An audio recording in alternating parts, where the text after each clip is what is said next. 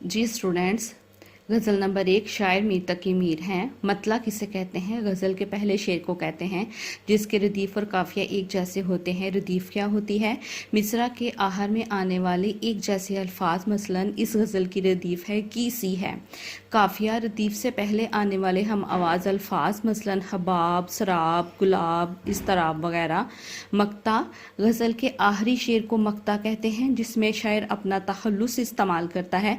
अगर तखल्लुस ना हो तो गज़ल का आखिरी शेर होता है। गज़ल का मतलब क्या है? औरतों से बातें करना। हरन को गज़ाल कहते हैं। हरन की दर्द भरी आह को भी गज़ल कहते हैं। गज़ल का हर शेर दूसरे शेर से मुख्तलिफ होता है। ये इसके बारे में कुछ अहम मालूमात थी। अब अगर आप लोग अपने सनशाइन के पेज नंबर 247 को ओपन करेंगे तो मीर तकी मीर के बारे में अहम मालूमात क्या हैं। मीर तकी मीर 1725 में आगरे में पैदा हुए। इनका असल नाम मीर मोहम्मद तकी और मीर तखल्लुस था। वालिद का नाम मीर अली मुतकी था। इनको मीर तकी मीर को सुहन का बादशाह भी कहा जाता है। इन्होंने शायरी की मुख्तलिफ किस्मों में तबाज़माई की, मगर शोहरत जो है और पहचान इनकी गज़ल गोई ही रही। इनको सरताज शोराए उर्दू भी कहा जाता है। गालिब जैसे हुज्जर शायर ने भी तस्लीम किया। रिश्ता कि तुम ही उस्ताद नहीं हो। गालिब कहते हैं कि अगले ज़माने में कोई मीर भी था। रिश्ता उर्दू को पहले कहते थे। मीर तकी मीर की खुद नविश्त ज़िक्र मीर एक तज़किरा, नकाते शोरा एक फ़ारसी और उर्दू के 6 दवावैन शामिल हैं। जी पहले शेर की तशरीह देखें। हस्ती अपनी हबाब की सी है। हबाब पानी के ऊपर बनने वाले एक बुलबुले को कहते हैं। हस्ती जिंदगी को कहते हैं। ये नुमाइश शराब की सी है। नुमाइश जो कि दिखावा होता है। शराब रेतली ज़मीन की वो चमक जो चांद या सूरज की रोशनी पड़ने से पैदा होती है, जिससे पानी का धोखा होता है। इसके आपने मफहूम लफ्ज़ी वो भी याद करिएगा इसका। और मीर तकी मीर के बारे में आपने शुरू में जब शेर शुरू करना है तशरीह उसकी, तो मीर तकी मीर के बारे में अहम मालूमात मैंने सारी अंडरलाइन की हैं। वो आप लोग ज़रूर जो है वो उसको देखिएगा। इनकी गज़ल सादगी, बयान और अदायगी हुस्न के लिहाज से खूबसूरत गज़ल है। मतला के पहले मिसरे में उन्होंने इंसानी ज़िंदगी की फ़ना, नापायदारी की हकीकत को नहायत ही सादा, दिलनशीन और खूबसूरत अंदाज में बयान किया है। वो कहते हैं इंसान इस दुनिया में चंद लम्हों की आर्जी ज़िंदगी लेकर आया है।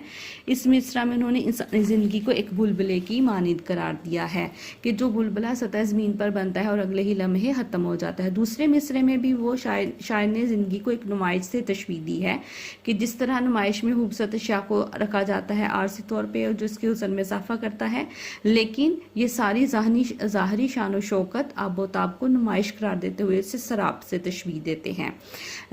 शराब जो कि रेगिस्तान की रेतली ज़मीन पर चमक से पैदा होता है और मुसाफिर यही समझता है कि शायद ये पानी है।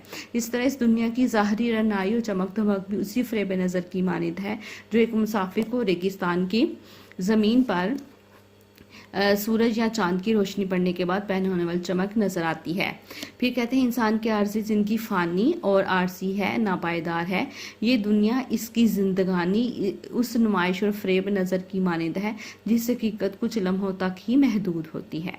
ठीक है, अहम पॉइंट मैं सारे नोट कर चुकी हूँ। दूसरा शेर देखिए। नाज की उसके लब की क्या कहिए, पंखड़ी गुलाब की सी है। अब इस शेर में शायर जो है वो अपने महबूब के खूबसूरत होंठों की तारीफ बयान करते हैं और जो हमेशा जो मुहिब होता है अपने महबूब की हर एक चीज़ अदा को बहुत खूबसूरती से सराहता है। तो इस शेर में भी शायर ने अपने महबूब के लब की तारीफ की है। इस पूरे शेर में तशरीह में आप लोगों को बहुत आसान है, बहुत ही आसान। आप उसको पढ़ेंगे तो आपको खुद ब खुद याद हो जाएगी। जी शुक्रिया। औज़ुबिल्लाहिमिनश्शैतानिर्रजीम, बिस्मिल्लाहिर्रहमानिर्रहीम। अस्सलाम वालेकुम। क्या हाल है क्लास? ठीक हैं? उम्मीद करती हूँ आप और आपके घर वाले बहुत ठीक ठाक होंगे और रमज़ान के रोज़े भी रख रहे होंगे। तो बच्चों, आपकी पढ़ाई भी साथ जारी रहनी चाहिए। उर्दू का हमने एक दरसी सबक किया था, नुसूह और सलीम की गुफ्तगू, जो कि हमारे प्लानर का हिस्सा था। अब हमारे प्लानर का हिस्सा हमारी गज़ल है। पहले आप लोगों ने गज़ल नहीं की, 2 नज़में की हैं, एक हम्द और एक नात। آج ہم کریں گے غزل جو کہ نظم سے بالکل ہی مختلف ہوتی ہے۔ میر تقی میر نے اس کو لکھا ہے۔ جیسے کہ نثر کی مختلف اصناف ہوتی ہیں، جیسے اس میں ڈرامہ ہوتا ہے، اس میں حاکہ ہوتا ہے، اس میں کہانی ہوتی ہے، اس میں مضمون ہوتا ہے، اس میں سیرت نگاری ہوتی ہے، حاکہ نگاری ہوتی ہے، تو بیٹا اس میں بھی اس میں طنز و مزاح ہوتا ہے۔ تو اس میں اسی طرح شعر و شاعری جو ہوتی ہے اس کی بھی مختلف اصناف ہوتی ہیں، جیسے اس میں غزل ہے، نظم ہے، پھر اس میں اور بھی حمد ہے، نعت ہے، منقبت ہے، اور بھی مختلف قسم کی چیزیں ہیں جو کہ شاعری کا حصہ ہوتے ہیں۔ تو آج ہم جو کریں گے وہ ہے غزل، میر تقی میر کی غزل، جو کہ جن کو کہ شہنشاہ غزل بھی کہا گیا، اور یہ میر تقی میر کے جو ہے زمانے کی غزل ہے۔ ہم نے دیکھنا ہے کہ اس میں انہوں نے کتنی اچھی زبان استعمال کی ہے، ردیف قافیہ کیا ہے، اور یہ سارا کچھ میں آپ کو بھی بتاؤں گی۔ تو پہلے ہم اس کی ایک دفعہ ریڈنگ کر لیتے ہیں۔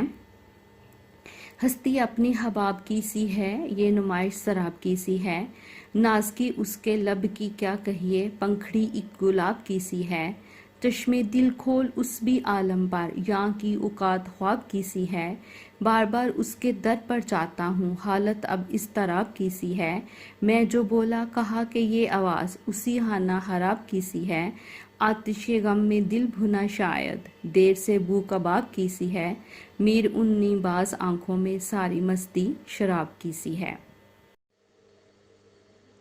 جی اسٹوڈنٹ، اردو الف کی ڈائری آپ کو مل چکی ہے۔ اب آپ لوگ اردو بے کی کریں گے۔ اردو الف میں آپ نے غزل کے پہلے 2 اشعار یاد کرنے ہیں، اور مقطع اور مطلع، یہ تمام چیزیں آپ لوگوں نے اچھی طرح سے یاد کرنی ہیں۔